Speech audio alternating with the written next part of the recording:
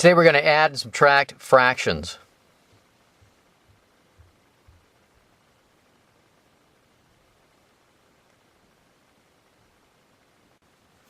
We'll go over steps for if the fractions have the same denominator or if they have different denominators. Same denominator, different denominators. Let's first look at the ones with the same denominator.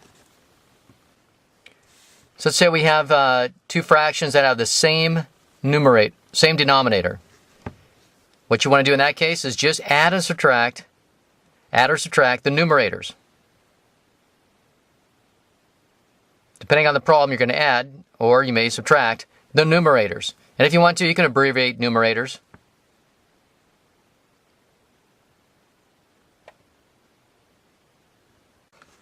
And don't forget to always reduce. Here's an example of this, 1/8 plus 3/8. Notice they have the same denominator, which is 8. So all we have to do is just add the numerators. This is an addition problem, so let's add the numerators. Denominator stays the same. 1 plus 3, that's 4. And remember, we need to reduce this. 4 divided by 8, well, that's just 1/2.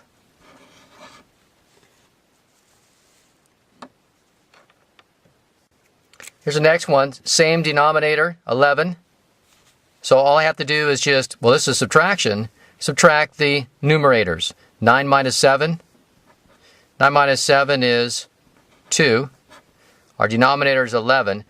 Do not add the denominators. Just go ahead and it stays the same, basically.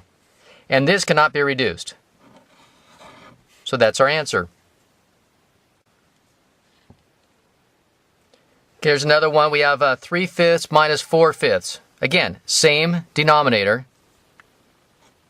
So what we need to do is subtract the numerators, the top numbers. So we have 3 minus 4. 3 minus 4 is -1. So our answer is -1/5.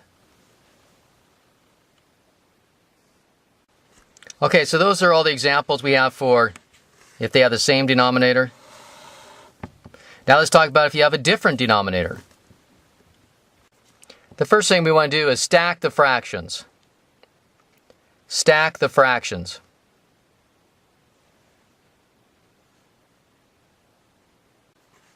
Our second step is to find the common denominator. Find a common denominator.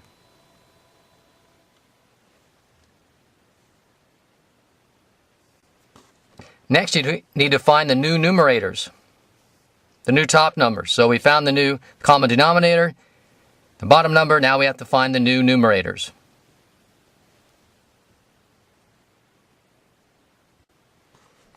The fourth step is to add and subtract the numerators. So once you find the new numerators, go ahead and add and subtract them.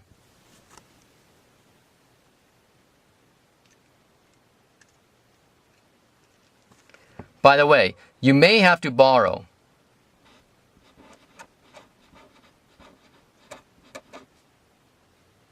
Let's just put a question mark there. You may have to borrow. And of course, the last step is just to reduce. I know there's a lot of steps. There's a lot of steps when adding and subtracting fractions with different denominators. Okay, now let's do 4 examples of adding and subtracting fractions with different denominators. So I'm going to put some down here and I'll put a couple over here. You can put them wherever you like on yours.